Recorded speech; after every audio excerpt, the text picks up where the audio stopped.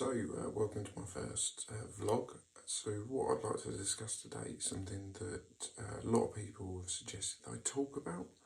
I'm very intrinsically motivated, and I don't really like talking about my journey, what I've been on, but a lot of people have been inspired by it, and a lot of people said that I should discuss it. So, here I am, and I thought I'd talk about it. So, what I'm going to discuss is part of my journey through my weight loss and my training and where I am now and how I'm still progressing is obsession and eating disorder. So essentially, I'm not going to deny it. I pretty much probably had an eating disorder before, and if anything, I've got an eating disorder now.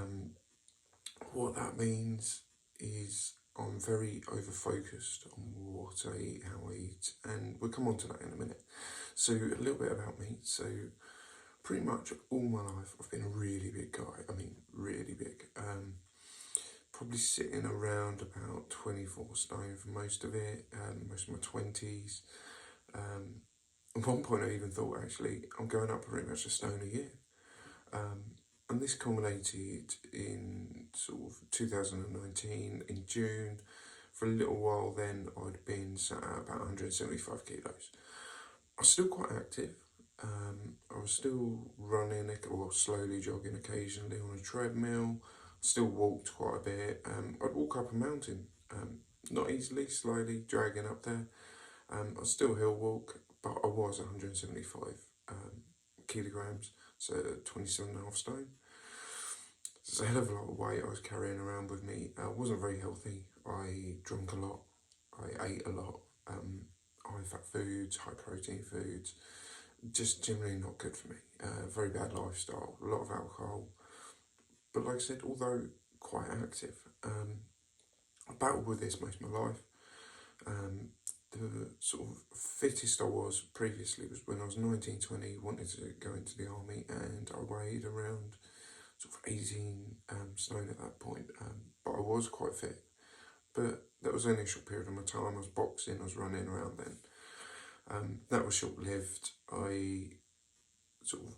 There was issues around my medical paperwork, and then I didn't actually go into the army in the end. Lost motivation, and it all went downhill from there. So my whole of my 20s, very large, very fat, very unhealthy, and this wasn't a good place to be in. So June 2019, something clicked. I moved away, sort of on my own. So I'd had my own place a few times before. I lived out in Cyprus for a year. Basically living out there, very active, but still carried a lot of weight despite the weather out there being sunny. And yeah, 2019, I moved down closer to work, and I started walking into work a little more. And I decided to change my diet. So I dabbled around for a little while previously, with keto diet, those sort of things. It just didn't work for me. I just couldn't maintain it. I just couldn't lose the weight. I'd lose a few pounds here and there, a few kilos, stone here and there, but I could never maintain anything. And then moving down here, I decided fresh start, fresh change as such. So I cut my eating down. I was eating probably about 1,500 calories a day, to 2,000 very tops, and that was it. Alcohol, I was still drinking a fair bit, but I change it up to gin and tonic, low calorie tonics, those sort of things. I was still probably training about the same, if not a little more. So probably 4 times a week. But my diet was very obsessive to maintain those calories and limit there. It was probably quite low nutrition, really, in the scheme of things. Pescatarian, predominantly. It was very low fat. It probably wasn't the best diet, but I managed to keep those calorie counts down. Just frozen mixed veg, white fish. I'd have oats in the morning with water. Very sort of bulking but low calorie foods, so popcorn, jelly, those sort of things during the evenings, to just keep me feeling fuller. So that's kind of what worked for me. I started seeing the weight drop off. I was probably trying to maintain 10,000 steps a day, which is quite easy. I wasn't doing too far off that before, but I started obsessing with it, as I did with my calorie intake. So yeah, previously I was just on a lot higher fat and calorie intake diet, still remained about the same active. Yeah, none of these fad diets worked before. I'm not keto, nothing like that. And I was strict to it, very strict, very obsessed with it. But I would have what I'd call my sort of blowout day. People say the cheat day, these sort of things, and it didn't bother me. I had that every 2 weeks, once a week, those sort of things. And I lived under the concept of one meal won't make you fat. And I still to this day believe that. One cheat day, a whole day, one meal, that's not going to make you fat. And it's the same with the diet in general. It's all about consistency. And I learned about this later on, after I'd sort of progressed to where I am now. I started listening in and started really getting into my training. And I was listening to Ross Edgley, an audiobook of his. I think it was the World's Fittest Book, and he says about consistency. So he said there was a study done at Oxford University to find out what the best diet was, and essentially it was adherence was the best diet. So whatever you do, adhering to it, that's the best diet. And at the bottom line, realistically, it's calories in, calories out, at the very basic level. I mean, now I know better.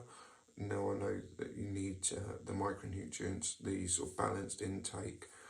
And I'll come on to what I do now in a minute. But yeah, learning that and seeing how the adherence was the main thing, but sticking to it and adapting my diet. And yeah, so adapting my diet. So I'd have my cheat days, I'd keep a low calorie intake during the day, and then just have a blowout during the evenings. Be it alcohol or food or both. But the next day, back onto it strict. And it would be for the rest of the time after that. So yeah, one meal doesn't make you fat. One cheat day doesn't make you fat. But constantly doing it will. So it's adherence to that diet. So it comes to January, and I was like, well, I've lost a lot of weight. I was down to 20 stone now. So I was really pleased with myself. My training was up in, so I thought, right, January 2020, I'm going to up my calorie intake now. I'm going to aim for 2,000, 2,500 a day. Trying to up my training a little bit, and this worked. This really worked for me. I was still losing weight. I was feeling positive. I'm eating more calories, so I'm feeling better. Fantastic. And I started playing with my diet from there. So I was probably doing 15,000 steps a day, running 3 to 5 kilometres a day, including some strength training in between, the gym, those sort of things. But yeah, sticking to the 2,000 to 2,500 calories. So I was still in a deficit. I was still losing weight. I'm 20 stone, which is still very heavy, but I'm feeling positive now. Yeah, so I'm running a lot more, those sort of things, really enjoying life. And it was weird. So I still get my cheat days, but I remember a bit of a changing a bit of me really, was around. So if I'd done like a heavy training day, a big run, like a 10k and lots of walking, I would change and I'd up that to 3,500 calories as a general rule of thumb. I wasn't sort of tracking them in and out as such using any of these apps, but I kind of knew what I was doing and like intake wise, burning, in sort of calories in, calories out style. And yeah, from there, I'd have those days where I'd have a heavy workload and I would take more calories in. And it wasn't until sort of around July time, I had a really heavy training week. I had a week off work. We were in sort of that weird period between lockdowns, and I run a couple of half marathons, some heavy training. I was doing these Spartan virtual races, and I was eating quite a few, probably 3,500 calories. And then all of a sudden, boom, it hit me. After that, I just could not physically eat any less than sort of 3,500. I just couldn't get back down to that 2,000 a day. But my body obviously needed it, so I thought, well, my body's telling me I need it, so I'm going to keep to that. My training then sort of went back to normal, but I kept that intake. It's worth noting at this point, I was actually down to 93 calories in sort of April time, 93 kilos in April time. So I was still maintaining 93 around July. So yeah, I lost in 11 months between June 2019 and sort of April 2020. Yeah, I'd lost a lot of weight. So yeah, but around about 11 stone. I think it was 70, 75, so 80 sort of 2 kilos. A lot of weight at this point. But my training ended up, although I was sort of weighed less, I needed those calories because I was training more. But I was steady at that weight. I don't think to this day I'll get any lighter. I was only getting leaner. So I upped my calories, and that's kind of stayed consistent. So to this day now, from then, I eat probably 3,500 to 5,000 calories a day, depending on my training. So from then, I started playing with my diet a lot more. I started, like I said, listening to these audiobooks, some people like Ross Edgley, and some others, and started sort of really researching into diet, nutrition, and starting playing with it. So I sort of, even to this day, from then, I worked on my staple sort of meals throughout the day. I had to hit my sort of 5 fruit and veg. I had to have my sort of protein intake, the carbs intakes. That was all balanced through it. And then everything else, and even to this day, I just eat crap on top. So I have my staple, that's my set meals throughout the day where I get my nutrients, I get all the good stuff. Everything else is just calories to burn. And this is where the obsession sort of comes in, and my eating disorder. Before I was drinking a lot of alcohol and eating high fat, high protein, just crap. Because I clearly just had to eat all the time. And that was my eating disorder. Whereas now, my disorder is I'm obsessed with meeting my sort of nutrient requirements. And then from there, just eating crap on top just to bulk out calories. And to be honest, I can't get my head out of that. So which is a very strange thing. And people see me now and they say, oh my God, you eat so much. You do this, you do that. But yeah, I train to balance it. But realistically, my eating disorder, if I'm perfectly honest, is I say I eat to train, but I don't. I probably train to be able to eat. So I can eat these things like the chocolate, the ice cream, the cakes as my excess.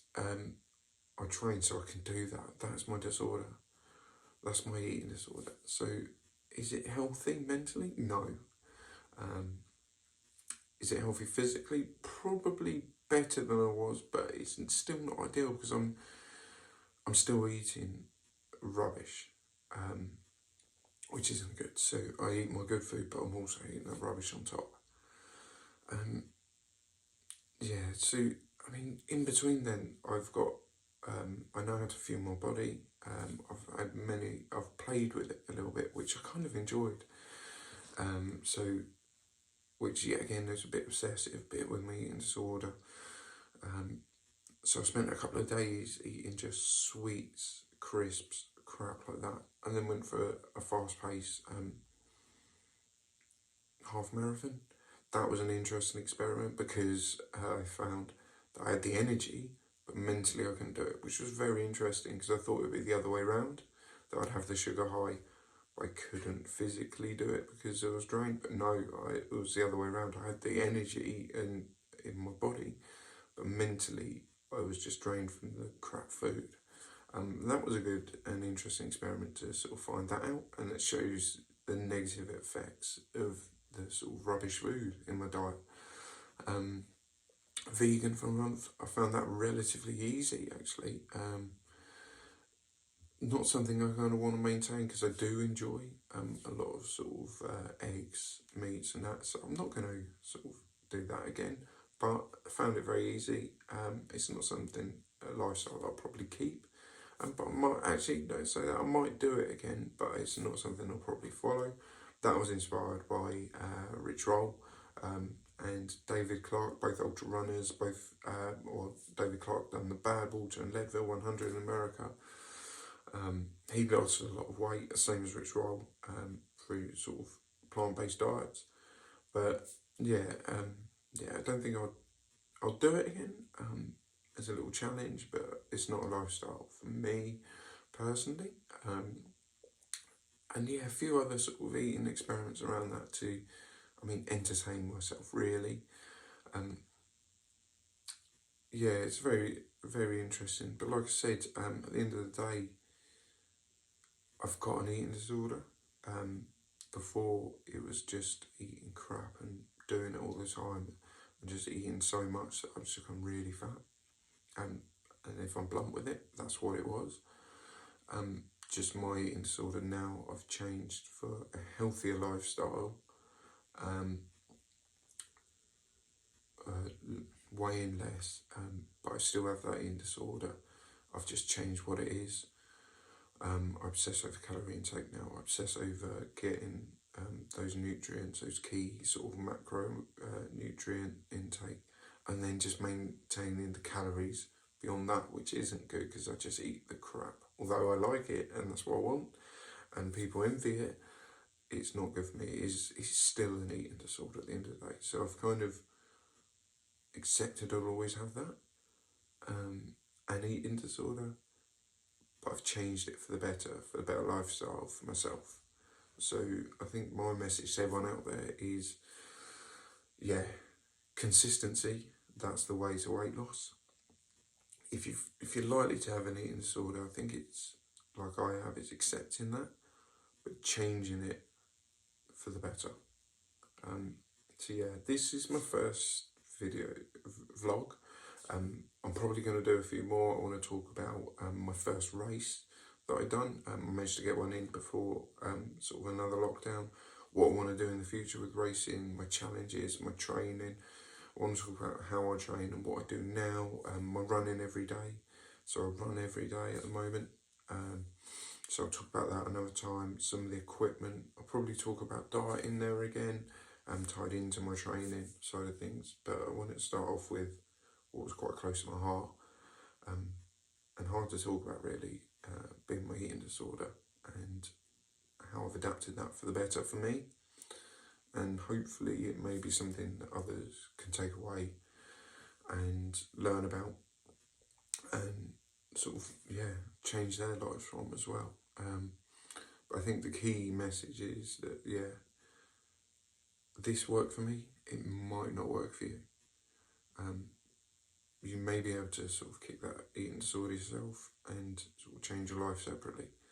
The key thing that I learned through all of this is everyone's different.